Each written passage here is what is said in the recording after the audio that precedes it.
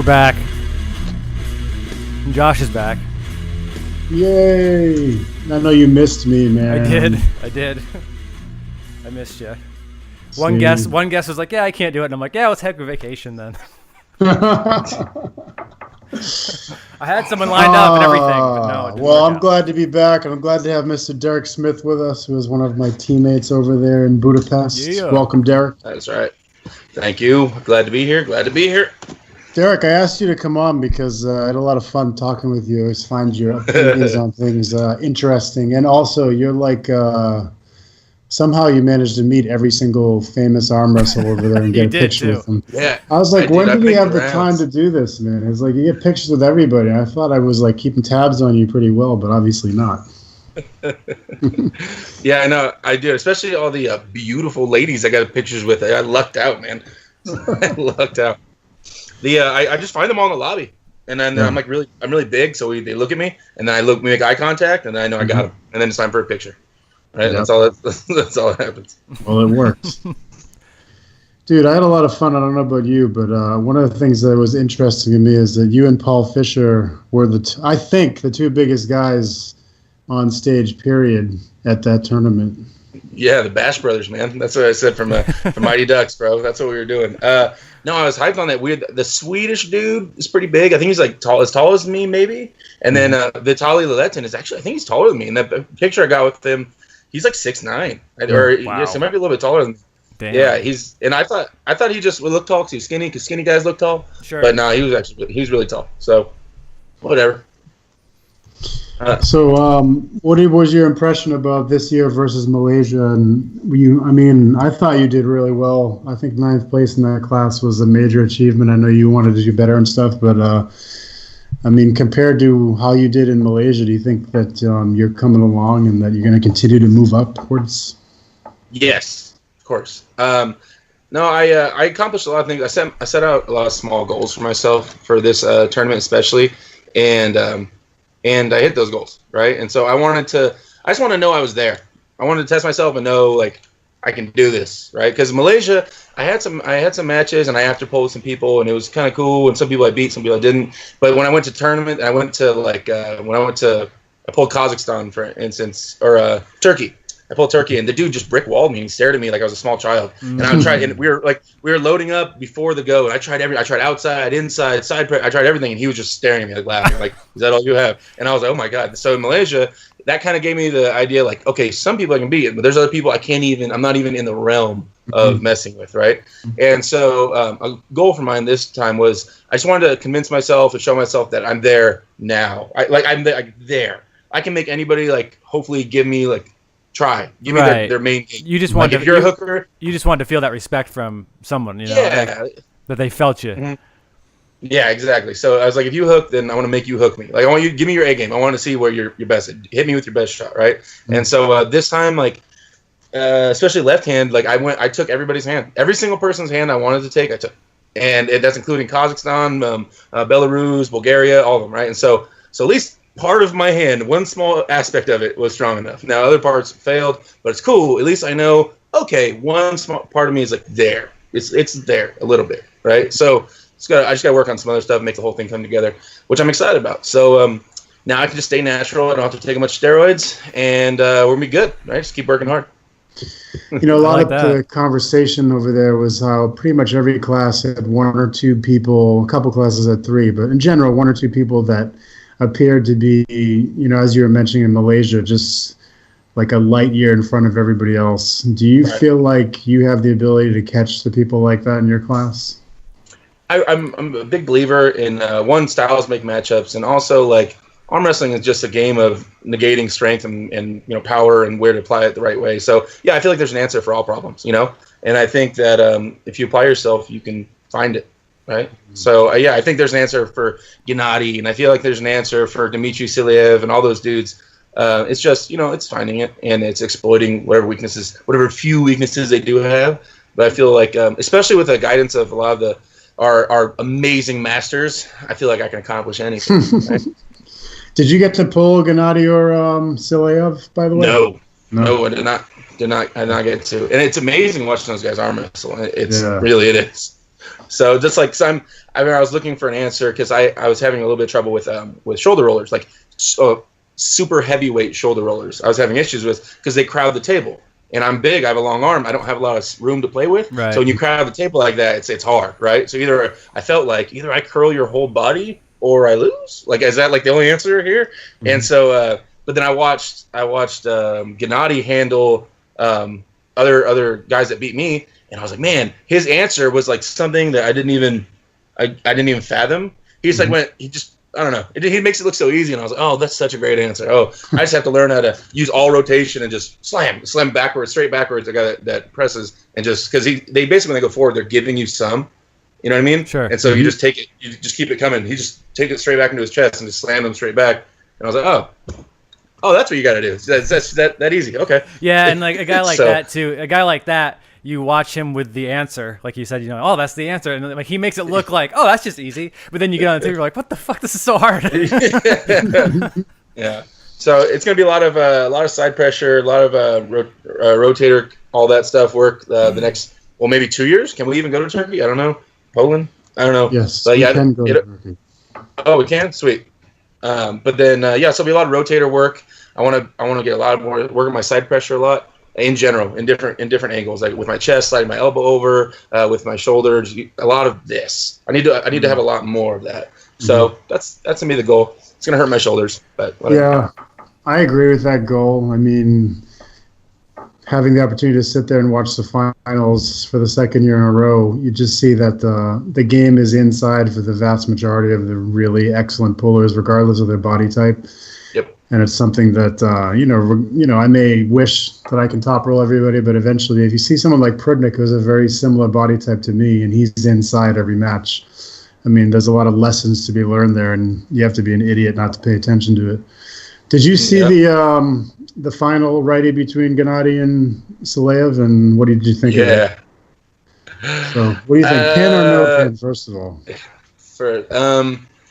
You know what? I'm going to give credit to Leonard Harkless, pin. I think it was a pin too. I agree with you. The first time I watched it, I was like, that might not have been a pin. But then when I watched it 2 or 3 more times, I was like, it did look like a pin. And like you said, Leonard knows what he's doing, and his face was right there. So it's kind of hard to argue about it. And I mean, refs always say, camera angles don't do a justification. True. And cause I've heard a million times Bill Collins be like, dude, okay, so from this one perspective on this one camera, you said my eyes are right there and I was wrong, and you're right from this angle, So I don't know. I trust him. And Leonard's there for a reason, and he's been around the sport a lot longer than any of us, and I trust him. Yeah, that camera angles too. It's such a big deal. I don't think people really understand how magnified the angle gets, because I've watched videos of myself where I was close to being pinned and they didn't call it, and I'm looking at the camera angle that's like above and down, and I'm like, ooh, I think that guy got fucked. I think I got pinned. And then I watch it angled straight on, and I'm like, oh, I wasn't even close. Never mind. Fuck that guy. You know what I mean? It's exactly. The angle is so magnified by a little bit of angle. It's not a little bit. If you're up just a tiny bit, or if you're down just a tiny bit, it changes everything. Especially when we're talking about parallel pins or something like that, where you're talking about the difference between here and here. The guy that's right there, he's the guy.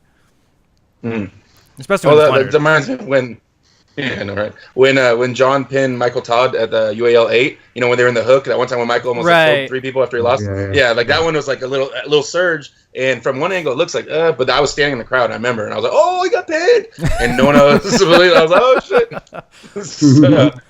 That reminds me of that. But I mean, Gennady is not taking that L too well, though. No, Have you seen his little He's posts? not taking it. I have seen them. He's not taking it well. Well, it was an interesting match because, Gennady appeared to pin him right off the go the first time, and he elbow fouled.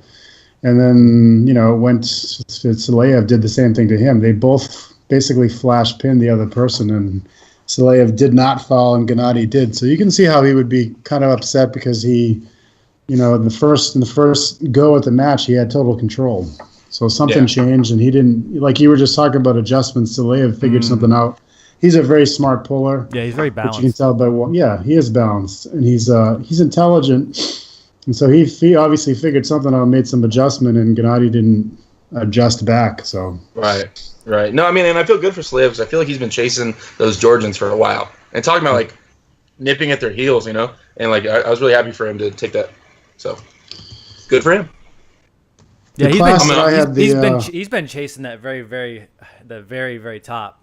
He's like been right there for a little while. Yeah. He's so young. Was he like 24 or something like that? He's young. Like, yeah, he's super young. I got a picture with him. No big deal. How old are you, Derek? I'm 22. Damn. No, I'm 31. 31. Yeah. Damn, he's busted for 22. I wasn't gonna say it, but whatever. Yeah. No, I mean those guys are awesome. I met him out. I went to a nightclub again at the end of after we were done arm wrestling, and I saw Vitaly Letin and Bogoslavov Sergey and I saw Dimitri, and we got pictures together and stuff. We were trying to talk, but it doesn't really work. Sure. They don't speak super good English, so. Dimitri seems to have a decent amount of English. Did you were able to talk to him?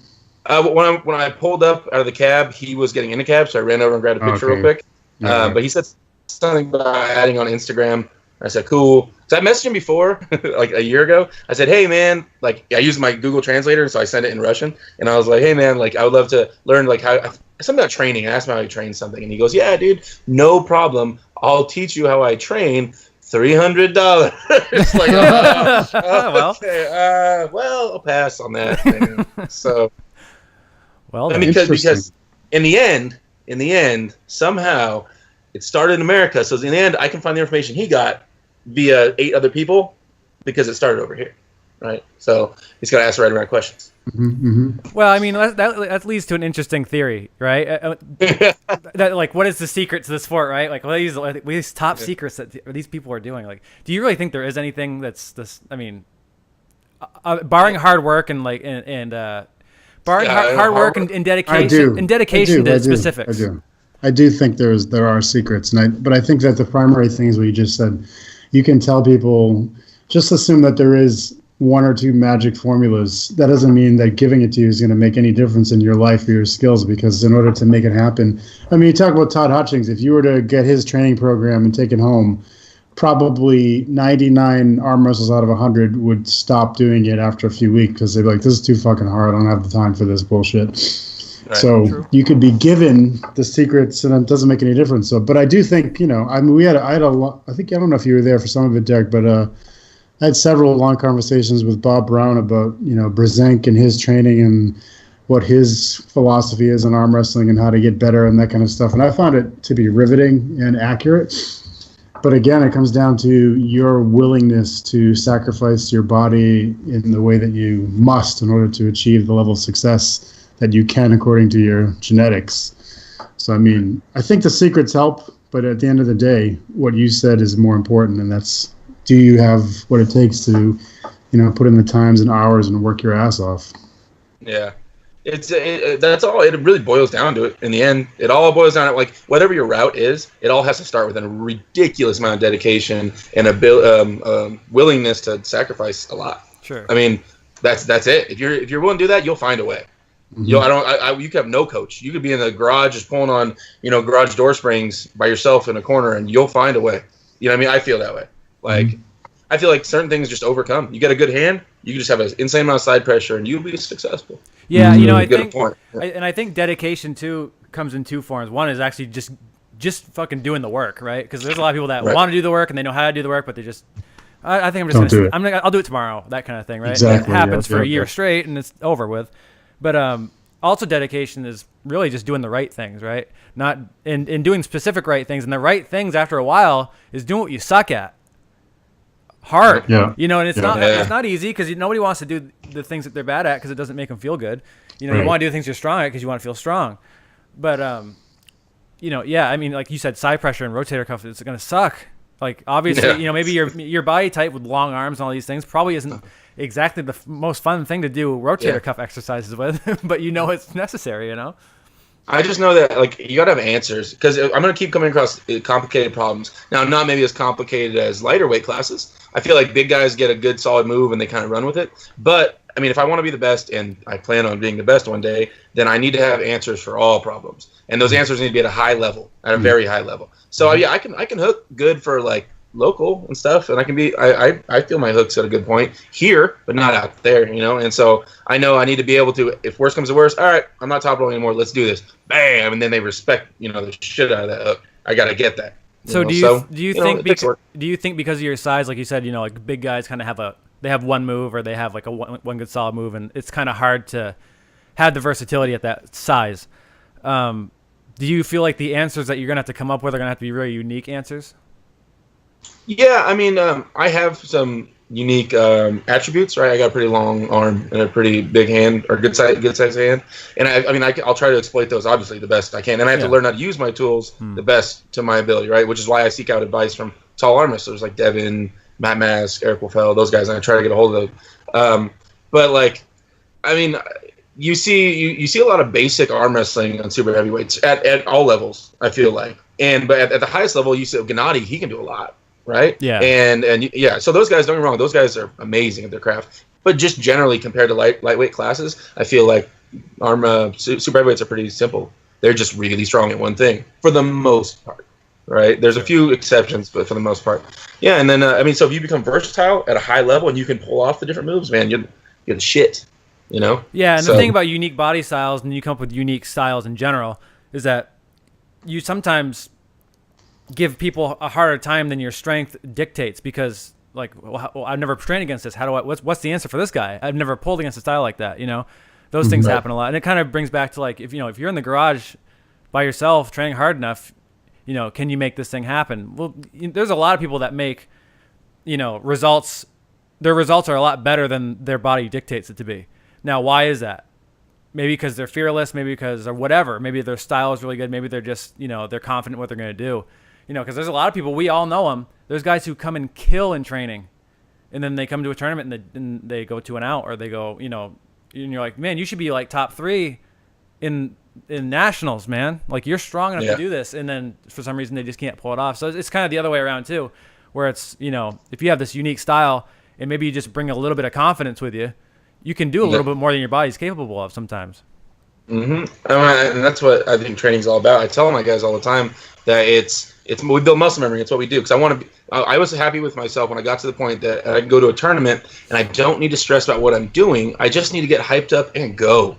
Just go. And now my arm is trained to do what it needs to do. Right. Hopefully, shit, I've been working on it nonstop for years. Yeah, your second nature is embedded at this point.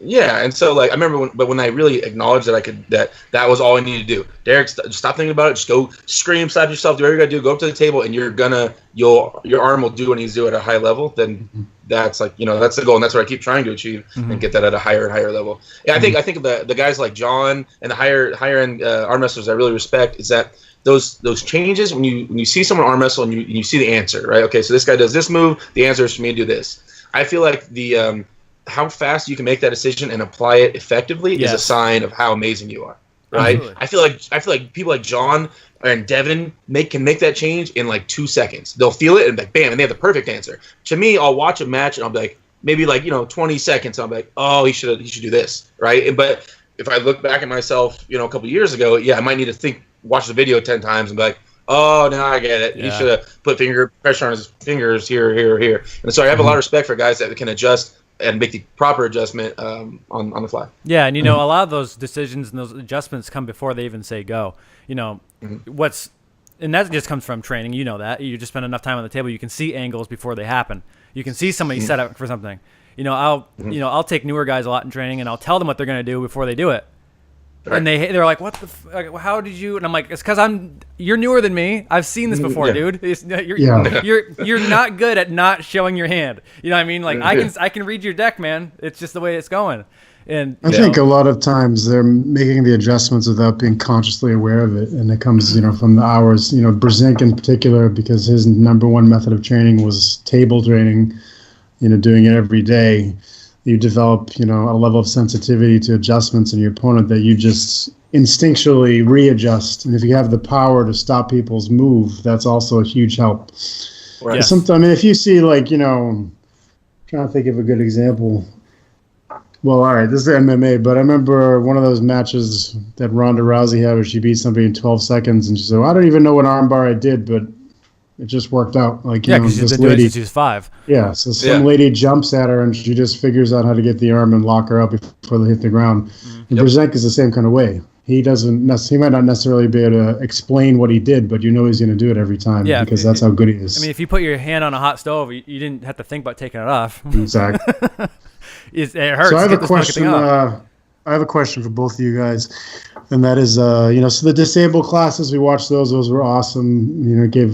There was the visually disabled, hearing disabled, and various types of physical disabilities too. But it got a couple of us talking about, I think I was talking to you about this too, Derek, about people that are hyper-abled, like, Matthias Schmidt from Germany with the Hellboy arm, and Oleg with his gigantic arm for his body, and, people like Todd and Crazy George and Siplenkov with the bone locks.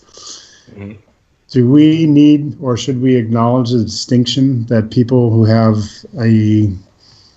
either a mutation or some kind of deformation in their body that gives them an advantage in arm wrestling? Because that's something we don't typically acknowledge at all. Like an X-Men class? Yeah, an X-Men class, exactly.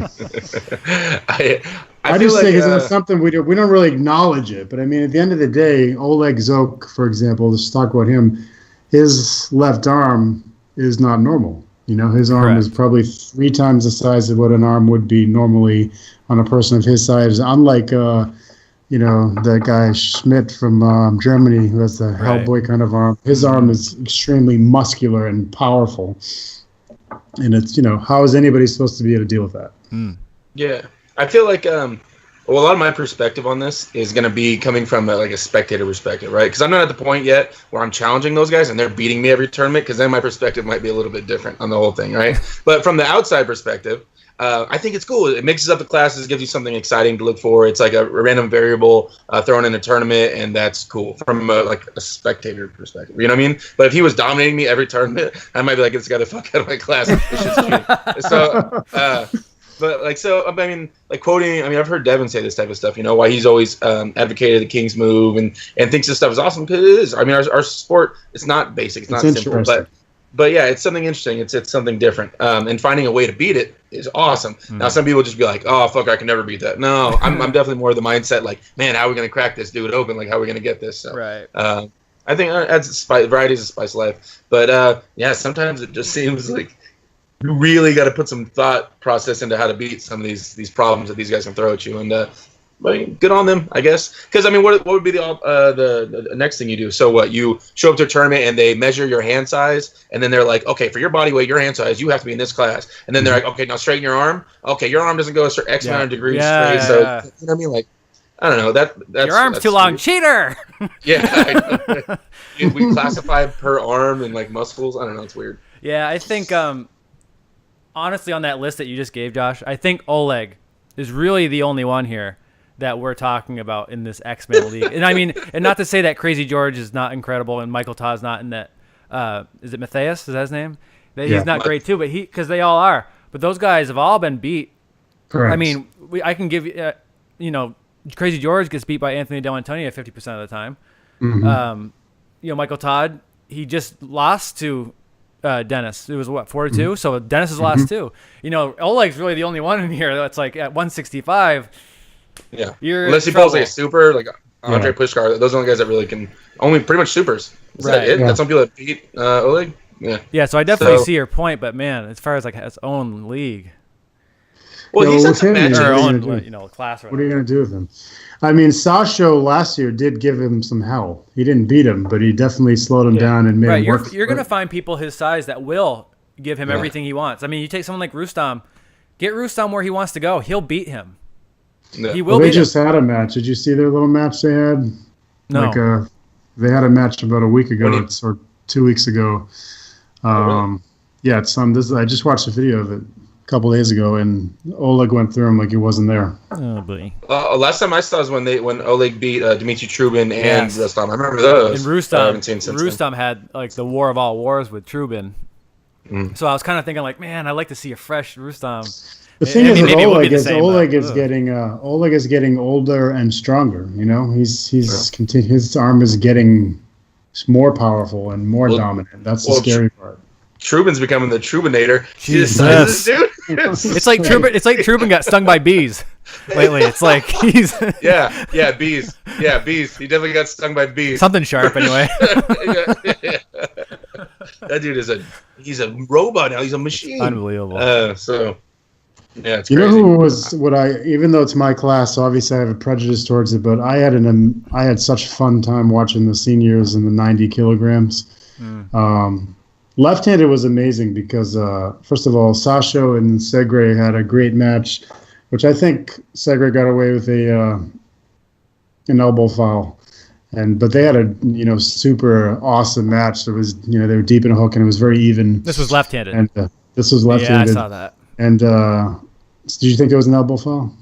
Yeah. I think I remember that one. Yeah, I think I remember. It was that. hard to tell because it looked. I mean, there was a second there where because Sasha was super dug under, right, and he kept hitting side. He kept hitting side, and I think it looked like a little bit of pressure came off of his elbow, not Sasha's, Sergey's. But it's really hard to tell if it came up or not. I don't know. 10 minutes ago, we're preaching that we can't tell shit from a video. Now we're I it know. was an elbow foul. Fuck yeah, it was an elbow foul, bro. It only takes You have us eyes? a few minutes to contradict one another. But the part that amazed me most about left-handed is when Prudnik and his name is spelled Segre, but everybody says Sergey. So I don't know how he pronounces, but it's spelled Segre. Perfect. That's why I keep saying Segre. But anyway, Prudnik versus Segre, and I was like, oh, here we go. And Prudnik friggin' crushed him. Yeah. Just blam. I was like, holy shit, man. After watching, Sasha and him dig into each other, and Segre walked away like, what the fuck was that? Because if you look at the two of them, Segre looks like, the arm wrestling Ivan Drago. He's gigantic. His muscles are ridiculous. Like his lats stick out like 6 inches from his ribs. Mm-hmm. And he's, he looks like big, a body. Yeah. It's just, everything on him was built up to the maximum. And, Prudnik, he looks strong, but he looks like a regular guy who works out. And he just smashed him. And he had, a completely calm face on. He didn't react. He just beat him and walked away. And I thought it was really something to see. And I was a little bit disappointed that we didn't get to see Sasha versus Prudnik lefty. But it was a lot of fun watching that class on both ends. Well, it's great to know I get a body like Sergey, just eating healthy and working out and watch my figures. I hear you. I hear you, I'm gonna bro. keep applying myself. I hear you, bro. Applying myself. Yeah. I know. No, but it's crazy watching those three guys go at it because it's like it looks similar, but when you really look at the details of how they're hooking, I feel like they are just different in a lot of ways in the hook. You know what I mean? I like those surges from Sasha look like the most painful things in the world. I don't know how he pulls that. It looks like he's slamming a pipe into the ground. My elbow hurts just watching it, but I've never seen anybody pull that way without pain and so powerfully. And I don't know how anybody resists it. You just got to survive like 30 of them, and then you're good. Right? That's all. It's like getting hit with a bat 30 times. That's no problem, right? But I feel like in the long run, Prudnik's rotation wins out. I feel like in the long run, he just has to survive those shoulder-driven, just wham with like a sick amount of pronation. But I feel like overall, Prudnik, his pronation wins out in the end, and his like up pressure hook thing he's doing there. But then like Segre, whatever you want to call him, Segway. He looks like he looks super bicep driven to me. He looks like he's just curling back like tight as shit the whole time. Yeah. And I don't know. I love watching those different styles of hooks and then trying to pick out like what they're doing and. Well, let's talk about that because the other Russian in that class who Thomas was just bringing up was Alan Makiv, and he went up against Segre twice. And the first time Segre, beat him pretty quickly, but then in the finals because Sasha got eliminated early, surprisingly. So for the semifinals, it was Segre versus Makiv again, and Makiv flashed him. He had an incredible train wreck hit, and he beat him. And he actually gave Prudnik the biggest, the most trouble out of everybody. He gave him a nasty hit too. I mean, Prudnik was able to figure out the right angle and come back and hit him. But he's a young arm wrestler, man. If he's able to put some more power behind that hit and develop the technique more, he's going to be extremely dangerous. Well, that's almost like what happened with the Romanian guys when Sabin beat Levon, and then all of a sudden he loses to his teammate, and then the teammate goes on way further and has matches with Gennady right after that, which was a sick match. I was sitting there, it was like I just got done pulling, and then he went up there and he pulled Levon and beat him, and I knew that he was going to lose his shit after that. He did, After all the shit talking. I knew it. That was awesome. That was because I told like 4 people that story when they were going up to arm wrestle each other. I was like, yeah, dude, he toyed with him. The guy false started, and then he just slammed him like a baby, and everybody made videos about it, laughing at him and shit like that because it was really funny. And then so he lost his mind, and then lost immediately after that match. Whoops. but no, that was great. Yeah, good on him. Yeah. That was awesome.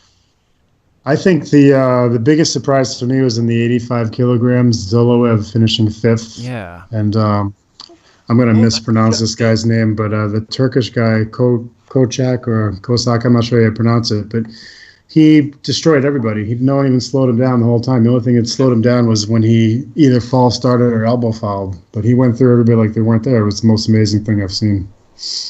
Yeah, no, he's the one that pulled juniors, right? Doesn't even pull juniors anymore because it's not even a challenge. He just goes and wins senior classes. Yeah. It's ridiculous. I mean, Zoloev, when he got beat, was shaking his head and walking away like, what the fuck just happened? You mean that guy? Oh, there he is. Of course, you have a picture of him. I haven't posted that one yet. Wait, who is that guy? Derek's like, let me find him right here for you. I have an arm wrestling album on my Facebook, and I'm trying to fill it up with all the best arm wrestlers in the world. I've been working on it for like 8 years now. So you're doing a good job. You got a lot of great guys in there. Yeah, but he was incredible. I mean, there were a lot of interesting developments. And I mean, the 70 kilogram class was really interesting too. Engen won Masters very easily, and then he ended up, I think he got like 16th or something like that. He didn't last very long. And there are a lot of big names that were going out early in some of the classes. It seems like there was kind of a changing of the guard going on. Yeah. I mean, they got to wear down at some point, you know what I mean? They make room for the rest of them. Well, you were in Malaysia. Engen won that class. And now 2 years later, he's out, 19th or something like that. But, I mean, you can never discredit. I'm sure there's some very valid reason he didn't get it first. And, you got to think, too, like, how many people were in that class? Like, usually 80 kilos, it's usually crazy packed. You know, and you have you have a bad draw, and geez, sometimes it's the difference between 19th and 6th. Well, he got Hristo early. I think it was the second match. I remember that match. Hristo was doing his whole thing, both feet off the ground, pushing against the table as hard as he could, leaning back as far as he could. It was a typical Hristo like emergency match, and he ended up beating Engen. Although it was that. Yes, he does. He hates it with a passion. He hates that. I couldn't. I think on my video I filmed that match, and then I followed Engen on my video camera after he went off the stage. I just kept following him just because I wanted to see how. I mean, all respect to Engen, you're the best. Absolutely. Ever. But I just want because I know you're gonna get your camera broke. He lost it. Yeah, it's like go TMZ on you. Yeah. No. I just wanted to. I was like, dude, man, of all moves to lose to, I know he didn't want to lose, and that probably burned him out a good amount. Well, I know. Someone did that to him in like 2001 at Worlds, and that was his first elbow injury, right-handed. His first elbow injury came from pushing against that, and he blew his elbow out. So I know he has like some personal like I hate that move kind of shit going on in his head. So yeah, that's rough. But I mean, he's the man. We all know that. Absolutely, he is the man. And Philippe is pointing out that he did beat the eventual winner of that class early on before he got eliminated. So who knows what would have happened if that's interesting. The Hristo thing. Another thing Vazgen showed how to beat Hristo. First of all, he was knocking Hristo's legs off the table. Who's that? Vazgen, yeah. Vazgen. I don't know. Vazgen. Yeah. Anyway. I met that guy. Yeah. So, he didn't let Hristo keep his legs up on the table. He was, if you remember the super match he was continually knocking his legs off. Yeah. Everybody was screaming, kick his legs! Kick his legs! So I thought it was interesting because Engen is definitely considered to be one of the best technicians that has ever existed in the sport. So I thought it was weird that he didn't try to disrupt Hristo's leg game. Yeah. Maybe, I don't know, maybe he does the same thing as me. Maybe he just tries to get really hyped up and go up there and hope he does well. And that takes some thought. When you start thinking about people's feet on your legs of the table, I understand. Most of the time people take care of that when people are screaming at them in the crowd, kick his fucking legs out. Because I don't think anybody walks up thinking, oh, I'm going to kick the shit out of this dude's leg. He puts it on the side of my table. Right, that's true. Yeah, I don't know about you guys, but like sometimes when I'm pulling, almost all the time when I'm pulling, I don't even, like if they elbow foul, I don't even see that. I just don't notice it unless it's like unless we're super stalled out and I have like a lot of time to like, okay, slow down. You know what I mean? I'm a 35-second match and I see his elbow come up. But if I'm going to pin somebody or if they're going to pin me and their elbow pops up, I don't notice it most of the time. I'm kind of busy trying to stop them from pinning me. So, you know, like as far as like thinking about their legs or whatever, it's like, well, 2020, you know? Yeah, exactly. No, I'll be arm wrestling people, and all of a sudden I'll be top rolling. I'm like, man, how is he keeping up with me? He's only 5'6", and I'm going straight up, and then they'll stop it, and everybody will be laughing. Dude. Like 2 feet on the mat. Like, there's no way. It's supposed to be working. At some point, your elbow's supposed to stay down. So, yeah, I get it. So, did any other matches or performances stick out to you, Derek, that you thought were interesting? Oh man, that's a big tournament to ask that. There's yeah, I mean, I was really excited to watch Badger go at it, and I've never really like been around and sat down and watched him arm wrestle, so I got to learn a lot from him, picking his brain. Watching our masters is always a lot of fun to me, man, and especially because I know that at any point I can stop and ask some questions, and they're going to give me some outlandish shit that I've never even heard of. Sure. Like, you know what I mean? Go grab your tire in your garage. You're going to start throwing it 20 feet in the air and catching it behind your back and shit like that. And I'm like, oh my God, that works. Amazing. I got to start doing that. And so I love picking the brains of all the amazing arm wrestlers we have access to, you know? And so I use Facebook very well. I am talking to everybody at all times, picking everybody's brains because I want to know. So, I mean, watching those guys stood out to me. I started calling him Slammin' Jim Fitzsimmons. I call him Slammin' Jim because for some reason he reminded me of like an angry dad. Like, where's my daughter? You didn't bring her home by midnight. And by the way, this is the very nicest version of Jim Fitzsimmons that we've ever seen. Absolutely. That dude is a wild man. Yeah, you should look up pictures of him from when he was young. He used to get routinely kicked out of tournaments for fighting people or just threatening people, and people would refuse to come to the table if he was arm wrestling because last time I went up there, he punched me. I'm not pulling him, and he would. It's a Northeast thing. It was like he got legit kicked out of AAA for a couple of years because he was up at a table and he was like, "I'm not fucking leaving until you start this match over again. Call the police. I don't give a fuck." And they eventually said, "Okay, fine, we'll do the match again." What? He was pumped the whole tournament? He was a complete madman. He was a complete madman. So yeah, he had a couple heart attacks and that changed everything for him. He's super mellow now. Oh, that's super mellow. Wow. That was yeah, wow. So exactly. Just gives you a clue. He used to be in the 165-pound class, basically with the same arm. So he used to be, he used to create fear all around the world. Yeah. I mean, and then for me, obviously, I like watching my teammate Kevin Polachek arm wrestle. That was important to me. So, his matches and watching them, seeing him come so far and having the balls to go to Worlds and try it out. I'll keep throwing that out there because people tend to not have balls. So how did he feel about his performance? I talked to him a little bit about it afterwards, and I'm sure you guys probably spoke more. We knew it was going to be a little bit of an eye opener. And I think anybody's first Worlds are right to find out where you're at and test yourself at the highest level you can. And so I think he did. I mean, he got a win. He beat Sweden, and that was badass. He beat him pretty convincingly too. So. He's there, right? He can beat people in the world, and that's a big thing to know. And so I mean, yeah, there were some adjustments, and when he figured he learned some stuff from Turkey, and how fast people can actually go, and at that lighter weight class, man, I can't even fathom like how it's so bad. Like a railgun. Yeah. So we talked about the reffing because I actually told him before he went up, which I've said to a shitload of people because I learned my own lesson the first year I went as to how tight the reffing was, and nobody really believes you until they are victimized by it. And Kevin has a certain way of slipping, like going under, which typically is not called in the United States, but over there it's called every single time as a intentional slip flow. So he got burned on that, and you had another guy, Evan, who went over. We were talking about him. They call everything for fun. He's like, can't be that tight, and he fouled out both matches. So that was tough because he only. I didn't even see him pull. Yeah, well, he was only pulling right arm, and he fouled out of both of his matches. So he didn't even get to arm wrestle because he fouled 4 times, and he was like shell shocked. And it's the amount of difference between the reffing in the United States, as good as it is, versus over at Worlds is dramatic. And I don't think our refs are bad. I think that we just are a more tolerant culture or whatever, and we allow things out. That elbow foul didn't have an impact on the match. I'm not calling it, that kind of stuff. Whereas over at Worlds, they call it no matter what. Yeah, I mean, I'm really I'm torn on that because I mean, I feel like utilizing the experience that like people like Bill Collins have, or Leonard Harkless, I'm sure could do this as well, but he follows the rules of WAF. But like, I love when Bill refs matches. I like that he uses his judgment and he makes sure that if there's a small elbow bop or something like that, he knows if it swayed the match. He knows if it helps, if it doesn't, and he wants it to finish in a pin, which I agree with. That's what we do. We arm wrestle. We try to pin each other. Losing a foul sucks. Everybody can agree on that. But I feel like almost. Not that the refs at WAF aren't like skilled as hell, because they are, but it's almost like robot-y. You know what I mean? Like, I don't give a shit if there's a pin or not.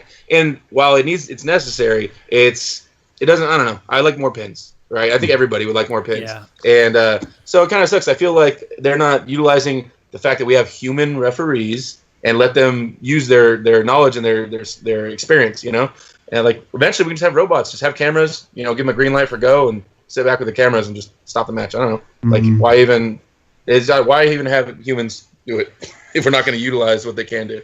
Yeah, it's an interesting question. I mean, for me, I feel like at the USAF event, I think they should try to emulate the reffing at WAF simply for the purpose of preparing our guys for what the reffing there is going to be. And you could even state that we're reffing much more tightly than normal because this is what you're going to see at WAF. Because I do feel like, you have to go to Worlds and get burned when you see, I really lifted my elbow like an angstrom and they called an elbow foul. And then you get it. Okay, I really can't move my elbow at all upwards. Yeah. So I don't know. I think that it would be useful at least to that one tournament. Yeah, and I don't know what the answer is. Like you're talking about, everybody wants to see pins. Very true. Mm-hmm. But we also don't want to get up there and get fucked over. And these things do happen because, like, there's been plenty of people who are like, oh, fuck it. Let those matches go. Who gives a shit? And then it's the same person that a month later is going, he elbow fouled, though. I didn't lose. He fouled. It's the same. Like, we're all the same. Yeah. We're all like that. There is no one who has ever arm wrestled who is like, oh, he elbow fouled, but who cares? Whatever. I lost. Doesn't happen. Unless you got paid to go there, you're not like that. So, dude, when you're a pedestrian, you cross against the light, and when you're driving and someone does that, you want to kill them. Exactly right. Everybody is like this a little bit, and like, what is the answer? Because again, we don't want we want rules. We don't want suggestions, really, because when we go down the suggestion route, it looks fucking stupid. That's why WF did it. That's why WF did it because when you think about it, you got 70 countries, you got refs from all different countries, you got everybody looking for the smallest amount of bias or any reason to say that ref's crooked. Yeah. They really have no choice but to be as strict as they possibly can. And if you have a standard that's not open to any interpretation, then the matches will go quicker and everybody knows exactly what to expect. And even if it is more strict than we would like and results in more matches ending on fouls, there really isn't any other alternative because you see how pissed people get when they think there's a wrong call. Can you imagine if there was a level of interpretation of what elbow foul is significant or not? I mean, it would be brutal being there. Yeah. All of a sudden, the ref didn't sleep last night, so the calls are way worse today than they were yesterday. A good example of that, like you said, interpretation, right? The gray area of rules or not rules or whatever. Look what happens when we had slip and losing position. Yeah. I know I've been burned by that, and I've seen like it's 10-2, and I've seen replays and been like, that wasn't even close, but I got called for it because the refs call what they see. They're human beings. If you introduce them to a gray area, they're gonna see the gray area. Especially if you've been reffing for 5 hours. Well, guess what? 10-2. Like, okay. I'm gonna close my eyes as soon as they slip, just so I can have a snapshot of where they slip. No, you just see what you see, and you're gonna fuck up. So that's why we got rid of it. It's what is that balance? I don't know what the fuck the balance is, especially when you have thousands of matches in a span of a week. Simon just commented on that, and he said, the fouling out easily works in the WF's favor because they have so many matches. If some idiots get up there and foul over and over again, the match is over quick, and they can move on to the next one. Well, that's true. It is true. Same thing. True. If a basketball player goes out of bounds over and over again, the other team gets the ball. That's the way it goes. Yeah. Well, I mean, I think in the end you're gonna have to be strict, or you get crazy Canadians making leagues with no rules, where things are flying, the elbows are flying, on tables with no pads. What do you mean? What? Making some kind of cockamamie idea where things with lights. And, I don't know. What did you guys think of the Frank Devin match? Any thoughts? First of all, let me ask you this question. Do you think that first match was legit, or do you think that Devin was playing around with him? I think Frank shocked Devin about 15% above what Devin anticipated total, maybe. And I think Devin bullshitted, and he slipped out too late. It was legit. He lost, for sure, right, in a losing position. I don't bullshit that at all. I think that was legit. I think Devin was fucking around. I mean, not fucking around, not he did it on purpose, but he didn't take it as serious as he should have. I think he was trying to show off a little bit. He lost the first round, and then he took it more serious, and he won. Yeah, I would have to agree. Obviously, once the match stopped, I think there was a lot of show. Obviously, Devin screaming and all that kind of stuff. He made a good show out of that. But because once the wrist moving. I'll even just speak on the second match first, out of the three. That once it stopped, there's a lot of yelling and stuff like that, but he was never ever threatening to get pinned. Once he put his tricep behind it and kind of looked out to the crowd and wasn't trying really at all. It just is what it was. And then the third match, I just honestly think that I think endurance was just so different between those two.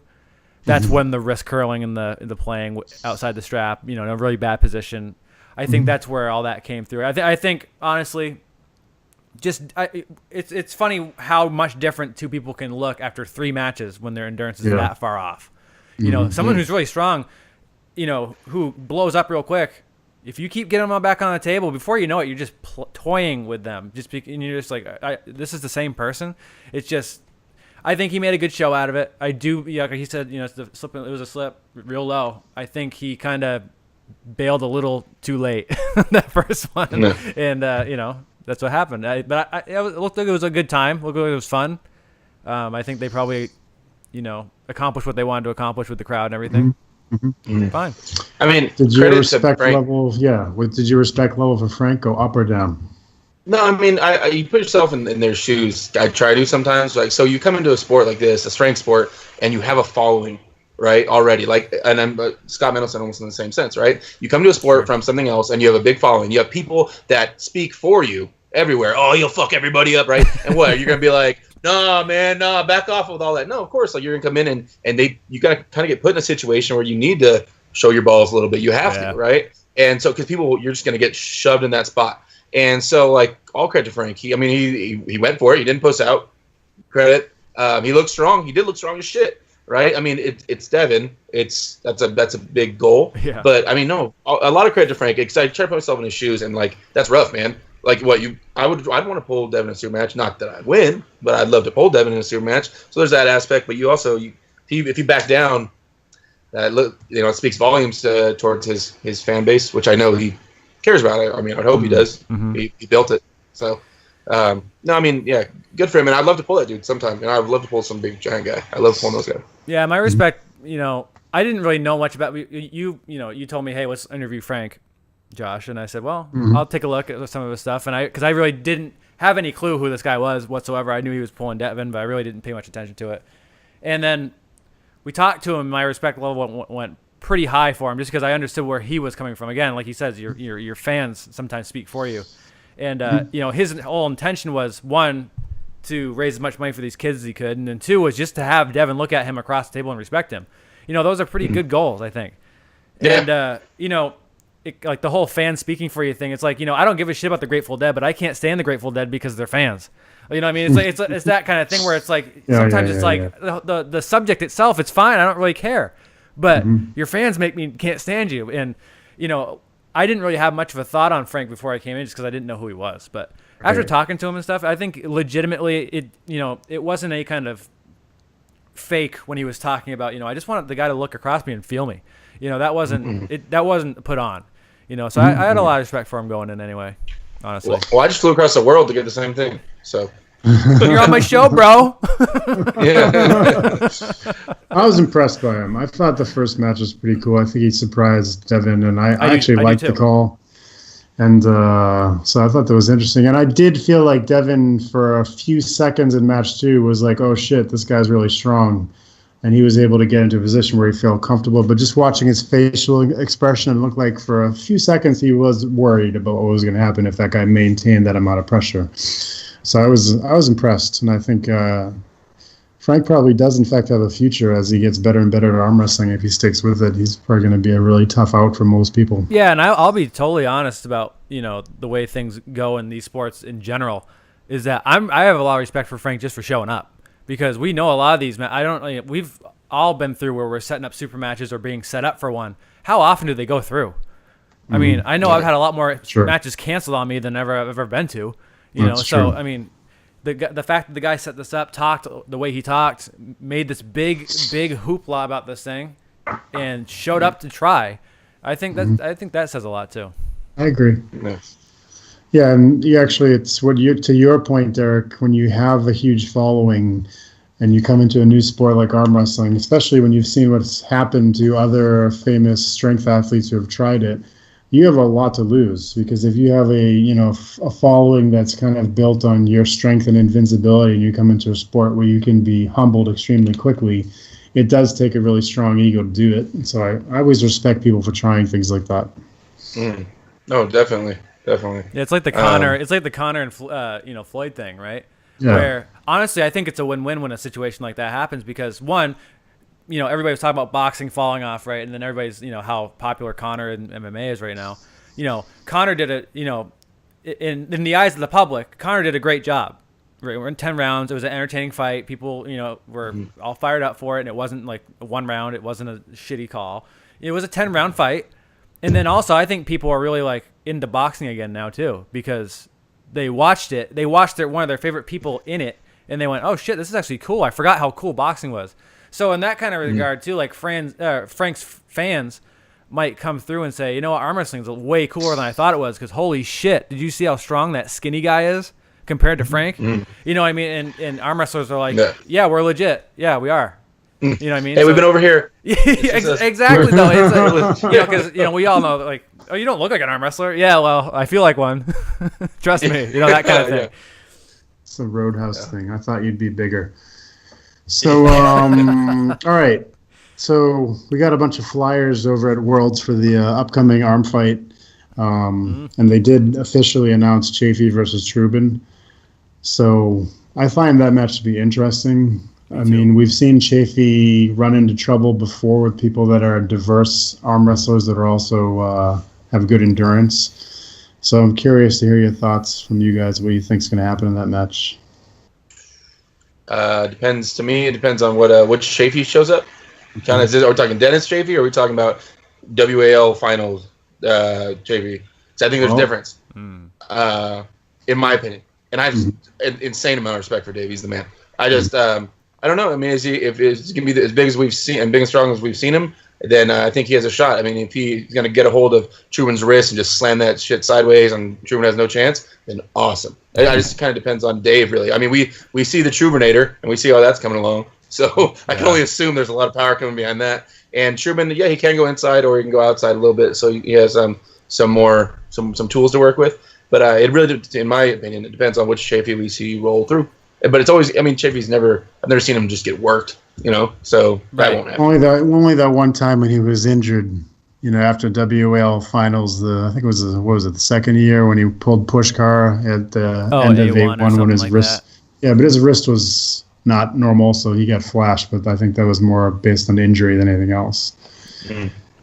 Yeah. I think that Chafee, what I'm worried about is that he will get a couple quick wins and then run out of gas. That's what I'm worried about. What do you think, John? Well, I mean, that's a possibility, but I think, honestly, if I were Dave Chafee's training partner, what I would tell Dave is that we got to work on nothing but your post. The post right in your wrist, because everything else Dave's got. Dave's got side pressure. Dave has a bicep. Dave has all these things. And not that Dave doesn't have a post, but get that thing ridiculously strong, because Trubin has a very good low hand top roll. He just does. And if he gets in that strap, his arm, I don't know for sure, but I would think that Trubin's arm is a bit longer than Dave's. And if he's going to top roll Dave, which I think that's what he will try, I don't think he's going to hook Dave. It might come in the form of dropping his hand a little bit and exposing the bottom of two fingers on Dave. Now, if he develops a nice, crisp post, he's never going to feel that. So That would be my advice, because I mean, if like you said, you might win a couple and then start to kind of gas. Well, I can tell you right now, if you try to turn somebody in who has a good low hand top roll, who has also good endurance over 6 rounds, that hand's gonna blow up. But if you can kind of navigate around it with a nice solid post right from that index finger, with a low hand top roll, they're already giving you a little bit of their post already. We'll just take the rest of it with you. That'd be my first thoughts. But I think that Dave can definitely win. I mean, I don't think there's anybody in this world that Dave can't beat on any given day. So yeah. Yeah, I agree. The straps will work well for Dave. I think I agree with that too. Compared, so because he won't even have to try to hold on to him. Now our arms are connected. So target away with those fingers. As long as I can get a mediocre grip with you, then we're fucking going. Yeah. Yeah, I think Dave's stronger. You get in the strap and lock that post straight up. Come straight through with those top 2 fingers. That's a hard Dave Chafee to beat right there. Yeah. He's so impressive. I mean, I've always watched Dave Chafee. All his old videos and stuff from back in World and whatnot. He's always impressed the shit out of me. Yeah, he's super impressive and super powerful. Well, I think we're all interested to see with Trubin, though. See what he has underneath the hood right now. What he's working. Yeah, he's interesting. He seems to go up and down fairly dramatically. And I don't know what that's all about. The chemical eating a lot thing. of chicken and walking a lot. I think that, there's obviously a significant amount of chemicals in that whole situation. I don't know if that explains the vacillation or if there's other stuff involved too, but... Wait, a quick side note. Did anybody catch that thread that's going on Facebook about Justin Bishop and Chance Shaw and what Alan Fisher said? I didn't see what Alan... I see people talking about it, but I didn't... That's been brought to my attention a few times. Yeah, it has. Where is the thread? Oh man, I don't remember what it's. I don't remember what it's on. Who posted? It was a picture of Chance Shaw versus Justin Bishop, the suit match. Right. And I'm trying to think who posted it though. I can't remember, but it's a ton of comments and just Alan went on there and said Chance is a great opportunity to beat an enhanced arm wrestler. He's like, and he just went up, but like it was almost the way Alan said it. It was like just no big deal. Like, oh yeah, you have a chance to be an enhanced arm wrestler because he works really hard, Justin Bishop, and he's really strong. And he goes on to like compliment Justin, but just kind of threw the word "enhanced" out there like it wasn't a big deal. Right. And everybody's like, "Well, did he just say this shit?" And everybody's like, "No." Well, dude, Alan's give a fuck is broke. Yeah. I mean, that brings up the. I mean, I'm not saying that Justin is. I'm not. But it is one of these things. No, I'm not saying. But it is one of these things where it's like, listen, we all know the dirty little secret of the sport, and we do know a lot of people. I mean, I know a lot of people who have had conversations with me. They're on shit. They're not going to say it on fucking Facebook, but they're on shit. But it's, what are you going to do? If it's a tested match, then it's cheating. Until then, I mean, I think anytime there's a sport where you're putting your hands on somebody, come on, dude, you're you're going to take steroids to do that? I mean, we're not hitting a ball.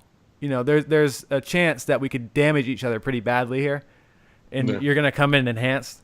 And I have my thoughts on it. I mean, I've said it enough on the show, but I guess Alan just feels like this has happened enough times to him, and fuck it, I'm just gonna say it. Yeah. Just don't. Yeah, you gotta keep that hidden, especially from Alan and from Tom Nelson, or they're gonna blow you up. You just don't ever let them find out. Yeah.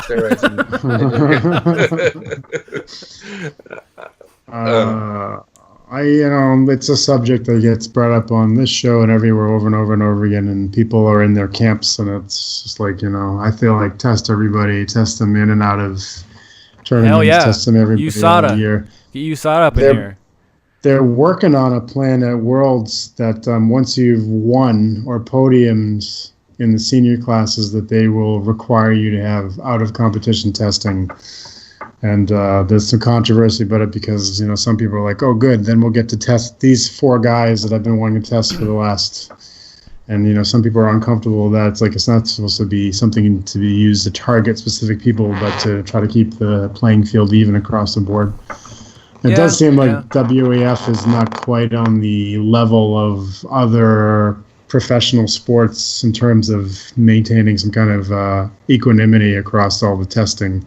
does seem like there's certain countries that would be targeted more than others, probably with good reason. But even so, it's not a good way to start off. Yeah, I don't know. My outlook on the whole steroid thing is like, I want to beat him, and like I just am bring everything you got, bro, because I'm gonna beat you regardless. So.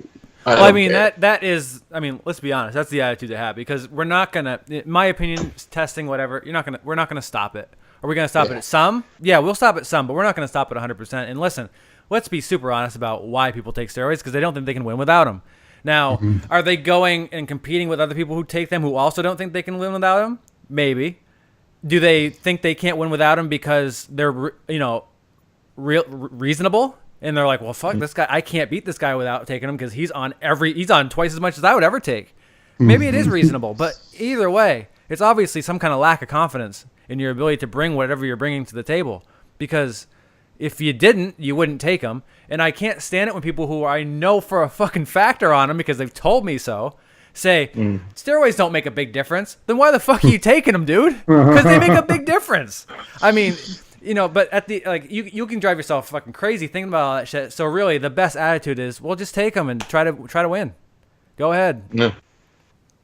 I mean, I have natural advantages. I got a long arm and a big hand, so whatever. Right. They can complain about that. Whatever, fuck it. Yeah, it's just we'll figure it out. That's it. That's the best attitude to have. Just fuck it, whatever. Let's do it. Let's do it. Let's dance, bro. Let's figure it out. We'll hash that on the table. Yeah, well, it'd be nice if that's always the way it works, Yeah. But, the more money you get involved in any kind of event, the more likely it is that people will take any kind of method that they possibly can to improve the chances of winning money. And it's interesting that we see that at Worlds because so many Eastern European countries pay their athletes if they medal. So they still have a financial motivation for doing it, whereas for the Americans going over there, we don't get paid shit for winning anything, and the U.S. government probably has no clue that there is such a thing as World Arm Wrestling to begin with. So it's like, wait, you haven't been getting paid, Josh? Surprisingly, no. You didn't get the check? Oh my god, I got it. No. I got it in the mail. You didn't? Oh. Is it a really big check? Yeah, 9th place was huge, bro. Huge check. It can't be as big as the checks we get for this show. That's all I know. Yeah. Wow. Yeah. Hey, run that commercial, by the way. I gotta go take a quick break. Run that ad. So, yeah, I mean, what listen, people. I mean, about? you talk about there's no real incentive to do any of that kind of stuff in the United States. Well, there's always an incentive when it comes to another man controlling another man. And that's what this sport really comes down to. And that, honestly, too, that feeling's addictive.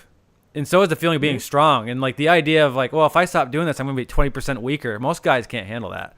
I mean, how many guys have a hard time backing away from the sport from injury? I know I do.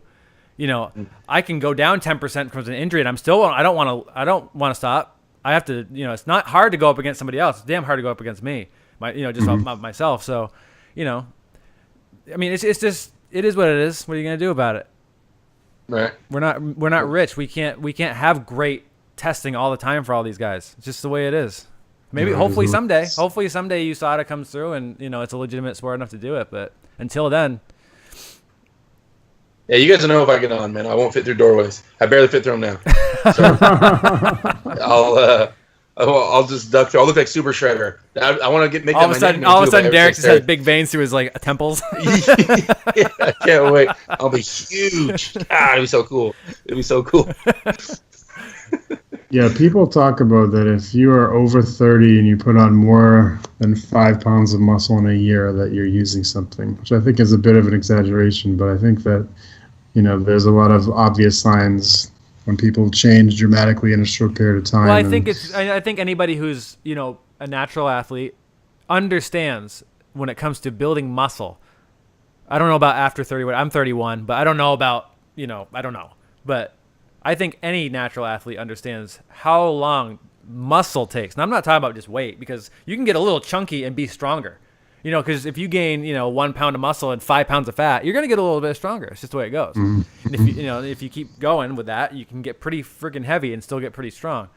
But when it comes down to like, hey, someone's 20 pounds heavier and they still have abs and they didn't even have abs before, in 2 months' time. I mean, listen, if your eyeballs are telling you something, go with your gut. It's probably right. It's just, it's the way, it is what it is. I think too many people like, if you talk to the public out there, they think, oh no, Brock Lesnar's not on steroids. And you're like, really? I mean, come on. And you can pop any drug test or whatever, and it doesn't matter, but it's because people don't really want to believe that shit. It's still, if people want to take it, they can act like that doesn't really bother them morally and stuff, and maybe it doesn't. But if it really didn't, you wouldn't mind talking about it. Mm-hmm. Wait, Brock Lesnar's on steroids? Okay, Derek, we're going to end the show here. You guys are revealing so much. I had no idea of this shit. Yeah, Simon is just pointing out that a lot of countries outside the United States do not see doping as cheating. They just say it's part of the process. Nutrition. It's sports nutrition. Yep. And the learning how to evade tests is just another thing that you have to learn how to do in arm wrestling. Yep. Yeah, I know Simon's building like anti-doping stuff. Simon, I think you should put your energies into figuring out how to get us doped up and not get tested positive. I appreciate that. He also said that WF is starting out of competition testing this year, so it'll be interesting to see how that. Yeah, that'd be cool. I don't think too many U.S. guys are going to get tested because we have not brought the fire yet to the senior classes. Although you're getting awfully close, Derek. Another year or two, you might be making everybody sweat over there. I'm gonna get him. I promise, bro. You see that Kazakhstan dude? The first round I had, their hooker, the small Kazakh, I busted his hand wide open, and he was like, "Oh!" And I almost had him too. And then I was like, "Oh no!" And it started just going the opposite way. But Kazakhstan, I think, is the most impressive country to me because of their size and their population comparatively to some other countries, and the fact that they completely dominated the junior class. They had the most juniors on the podium by far of anybody. Yeah, but the most juniors in general was Turkey. They had like a little army of juniors walking around at all times. It was they did have an army of juniors. Yeah.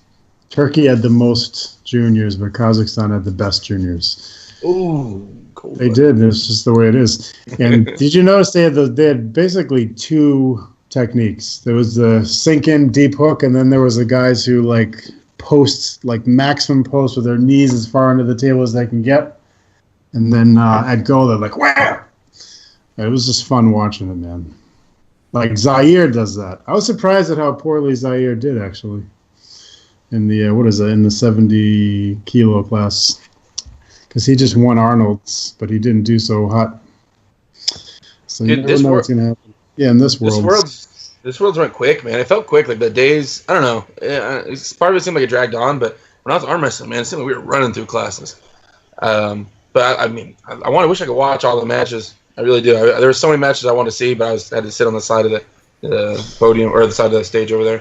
I'll tell you, it didn't feel fast to me, especially the finals and the medal ceremony, man. That takes a long time to get through that. Stayed for the medal ceremony? Oh wait, yeah, no, I didn't. Good. I did because we had a lot of masters win, and I wanted to make sure they had people to applaud for them. But holy shit, it takes a long time to get through that. I mean, that's like 2 hours of one by one people coming up to get medals. You think they're mad at me? I gave them the hugs and I said good job. Like I thought that was good enough. I know I need to stay for the clap as well. I mean, I already told you did great. Like you have my admiration for sure. The big problem, Derek, is that you can't stand in the back. Like, oh no, it's in the back of the room. I was clapping. You just couldn't see me because I was, Everybody sees me. Me and Paul. We were just walking around. We were taking pictures with random people. Like they were running up to me and Paul, wanting pictures between us. It was great. And speaking of Paul, I mean, hopefully I think he popped a tendon in his right arm. Oh, really? So he's hurting. So hopefully he heals up. He said he wants to, get back on the horse, start training again. So Paul's scary, man. When he's on his game, Paul is a monster. Very talented. So gigantic. So how about all the posts when we got home about I'm waiting for the posts of when are we gonna start sending our better people to Worlds? All those posts, and then all the posts about okay, I've had the brain epiphany now I'm going to Worlds. Those ones they're just gonna take people's spots and I'll represent that weight class way better than I love all the shit talking when we get back. It's like shit talking in arm wrestling. No way.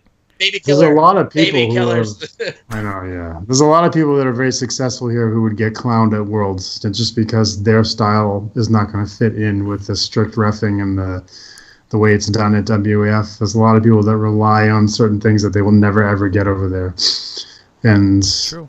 So there's that. And secondly, we do, as we just discussed, have a shitload of top pullers that are using something, and are maybe not as professional at evading tests as people from Eastern Europe are. So that's another problem. And the third problem, which Alan Bowen brought up, was that it's expensive to go to Worlds, a lot of money, and not that many people have that kind of money. And the reason that we have such a large contingent of people in the Masters is as you age, you tend to be in a situation where you're more, you have more money for the most part, and you're able to do stuff like that. So there's a lot of factors that go into our best seniors not coming. But I really would like to bring, there's a few people that I think we could all think of who would do well over there that we'd like to see. Yeah, for sure. I want to give out some numbers too for people. People always ask me how much it costs. So for me, after plane ticket, hotel, plane ticket was like $900. Hotel was like $650 because I shared it with my teammate. And it was like $300 plus for the entry fee, jersey. I got a jacket, extra shirts and shit like that. And then I took like $1,800 to spend because I had no idea where I would end up. And I only spent $1,100. And I ate and drank everything and went out a ton and had a great time. So it cost me about $3,000 for the whole thing, right? About $3,000. And that's coming from California. So I was thinking about that. I'm pretty much screwed in California. Yeah. You are screwed in California. So, yeah. It cost me about $2,000 total. So and I didn't eat or drink as much as you did, clearly.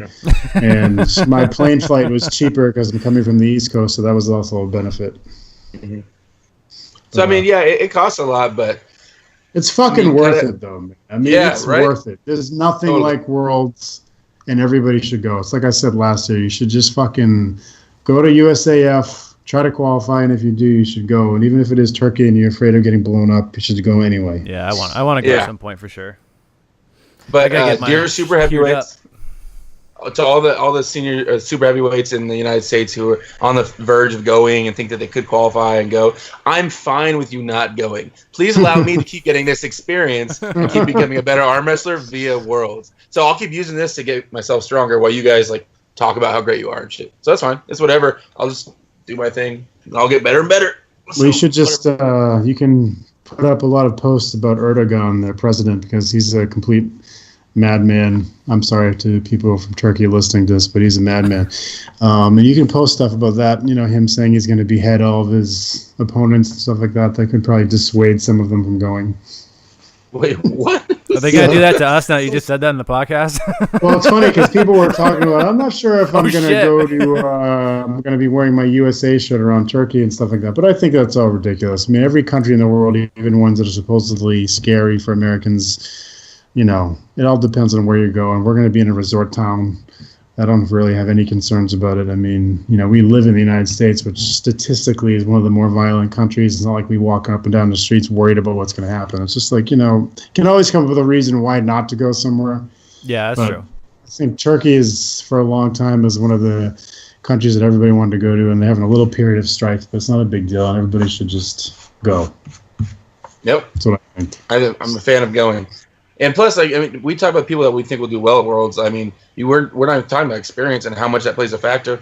Better go over there and get used to it. Learn how you're going to handle your sleep, how you're going to handle your jet lag, how you're going to handle the strict reffing. There's a lot of things. I don't care how badass you are. If you're not ready for that type of shit, then it'll ruin you. It'll ruin you, right? James Jensen and Kevin Polacek, who are two team members this year, both posted that they're definitely going. Awesome. It's in Antalya, Turkey, Jeff, and that's on the what's called the Black Coast, which is an incredibly beautiful part of Turkey, and it's at an all-inclusive resort. So basically you pay one price and all your food and drink is included. So that part's all amazing. If you look up Antalya, it's incredible. It's a very beautiful place, so there's a lot of good reasons to go. I'm going to try to get my whole team to go. Yeah. I'm going to try to get an all-Alpha Empire Southern California team just to go to World. We're trying to fill up all the spots. Dude. As long as you stay out of the Masters 90 kilo, that's fine with me. That's what I'm aiming for, actually. Masters 90 kilos. So it's funny you said that. Yeah, so bad luck for you, Josh. No, I got a little while. I got like 9 years. I'm 31, same age as John. So yeah. But yeah, I mean, I'm using this to train myself essentially. Like Worlds is, I know I'm not the best. I have no nothing in my head saying that I'm the best super heavyweight in the United States. But if no one's going to take this opportunity, which is what it is, to become a better arm wrestler and travel and learn and move up, then I will. I'll save up money and fundraise and do everything I need to do to fly across the world and have the best time ever and meet amazing people and pick everybody's brain and like have the best time ever. Like, yeah, I'll do it if you force me. Like, what? It's simple to me. It's so obvious to me, but whatever. I gotta chase that money, fellas. Well, I gotta get my shoulder cut up first, and then I'll start thinking about that. I think you would do some damage. Falling apart. We'd have to get you at 154. Well, we'll fix your shoulder, and then we'll make you cut to 154, and then you can go in there and wreck shop. All right. Me and Josh talking about that. How excited I was! Like, man, John would do really good at this tournament. I just feel like you're a technical bowler. I think you do well there, and so we gotta make you go. We gotta health first, and then I'll be back on it. Yeah. Health is getting taken care of. You're gonna be ready. Taken care of. Damn it. Yeah. Fixing that done with this shit. Yeah. Just take a bunch of steroids, bro. You'll be done ASAP. Can I tell you a funny story? There's been two people. One told me to take steroids to fix my shoulder. The other one told me to take HGH, and that's no shit. I'm looking at I'm like, yeah. Okay. That's not gonna fix the labrum tear. I mean, how's it? It'll fix everything. I'll meet you in the supers, Derek, when we're 40. Yeah, we'll be talking about how small you used to be. Yeah. And now you're this monster. Yeah, that'd be great. And I got stung by bees. Yeah, you ate chicken and got stung by bees, man. The Johninator, 5,000. But no, I mean, I'll continue to go as long as I can at least until I win it, and then and for me, it's just like my goal, hands down, is to be the best in the world, not watered down in any way, shape, or form. I think you're making some noise, man. 9th place is impressive, and people definitely noticed you, and they're going to continue to notice you. It's a start. I'm only getting stronger, so that's cool. Exactly. So we'll see where I end up. Alrighty. But then it's like. Yeah, well, after you win gold in Worlds, then you can take on Zloty and Nemiroff and conquer those places too. Maybe have a super match with Siplenkov and Pushkar in the same day. That would work out. How about that? Let's make it happen. Why not? Hell yeah. Let's run it. All right, dude. We kept you on it for 90 minutes. We're going to let you go. This was a really fun show, though, Derek. Some people were like, who the fuck is this guy? And I was like, Derek's fun to talk to. Shut up. Someone said that? Yeah. Oh, my God, dude. You know what? Send him my way. I just want to give a couple.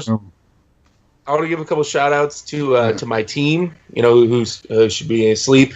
It's late, fellas. You gotta get some rest. To my captain Vosgen Segoyan. Hell yeah. Who led us to Worlds. So I want to give a shout out to Vosgen. Herman Stevens, who's probably trying to think of ways to talk shit about me via this video. Yeah. And to everybody I met, I really did have a great time. And to all, honestly, the Masters, I loved just chopping it up with those dudes and ladies, Deb and Kathy and all you guys. So it was great. Oh, and congratulations to Eric Komar, right? Hell yeah. Oh, dude. yeah. Eric, He's awesome. Dude, Eric is badass. I hung out with him all week.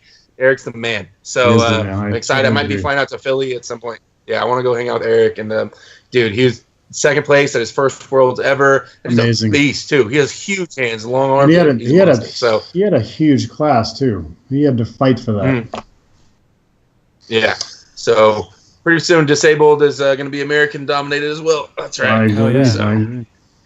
Take that.